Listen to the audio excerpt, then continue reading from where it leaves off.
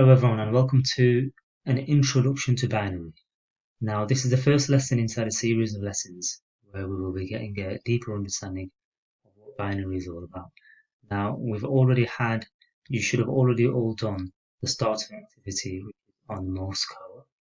That gives you a bit of an overview as to how electronic communications used to take place before and how they used to use symbols before binary. Now, the question is, what is binary? Now, binary is any system that consists of only two forms. So, for example, it's a 1 or a 0. It can be true or false, on or off, voltage or no voltage, light or dark, black or white. We're going to focus on it being 1 or 0. 1 indicating that something's on, and 0 indicating that something is off. Now, the question is, why do we need to use binary? Now, why do computers use binary? Biggest answer to this is this bit here, this third bullet point here. Computers use circuits.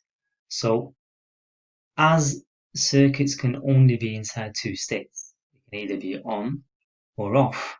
They work absolutely brilliantly with the binary calculations. Now, electricity which is going into the computers, obviously, which is used inside circuits, isn't usually very stable. So if you have a system which uses voltage or no voltage, then that would make it a lot more reliable. So overall, binary data can be transmitted easily, reliably, it can be stored and read very easily and reliably as well. So when computers store any sort of data, it needs to be converted into binary, whether that is text, numbers, images, sound, instructions, other data. Every piece of data will have to be converted into a binary format, into ones and zeros, before the computer can understand. So there you are typing away at your keyboard, some information into the computer. The computer doesn't understand it as a Q or a W or an E or an R. It understands it as ones and zeros. Okay, and that's what we are trying to understand. So the science of how computers are converting this data into a format which you cannot understand. So some of the notations we're going to learn on this slide, which is bits, nibbles, and bytes. Now, a bit is the short word, or the short acronym for binary digits. Okay, and a single bit can be a 0 or a 1. Okay. This is an example of 3 bits, so we've got 1, 1, and a 0. Now, 4 of these bits put together is called a nibble. So it's not a full byte, but it's half a byte. Okay, so that represents 4 bits nibble. Okay, and a byte is 8 bits which are grouped together, and that is known as a byte. Here's a stream of bytes. So this is one group there, one group there, one group there, etc.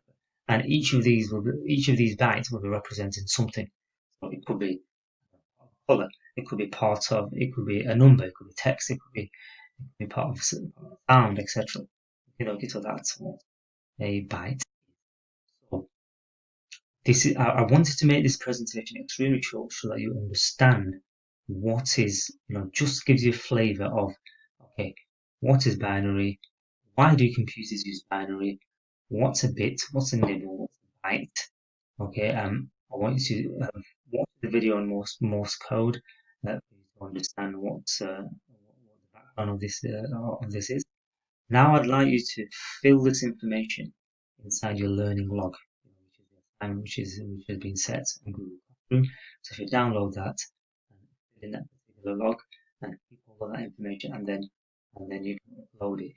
Okay, and then finally, I'd like you to do the quiz just to see whether you're understanding this information.